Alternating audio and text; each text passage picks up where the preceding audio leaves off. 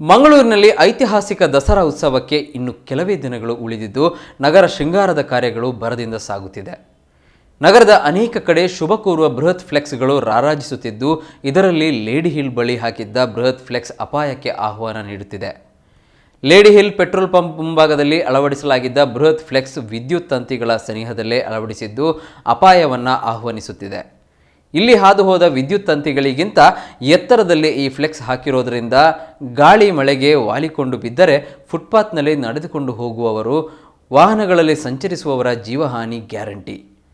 ಅದೂ ಅಲ್ಲದೆ ದಸರಾ ಮೆರವಣಿಗೆ ಸಾಗುವ ಸಂದರ್ಭ ಈ ಭಾಗದಲ್ಲಿ ಅಪಾರ ಜನಸಂದಣಿ ಸಂದರ್ಭದಲ್ಲಿ ನೂಕುನುಗ್ಗಲು ಉಂಟಾಗಿ ಅಳವಡಿಸಿದ ಕಂಬಗಳು ವಾಲಿ ಭಾರಿ ಅನಾಹುತ ಸಂಭವಿಸುವ ಸಾಧ್ಯತೆಗಳಿದ್ದು, ಅನಾಹುತ ಸಂಭವಿಸುವ ಮುನ್ನ ಇದನ್ನು ತೆರವುಗೊಳಿಸುವಂತೆ ಸಾರ್ವಜನಿಕರು ಆಗ್ರಹಿಸಿದ್ದಾರೆ.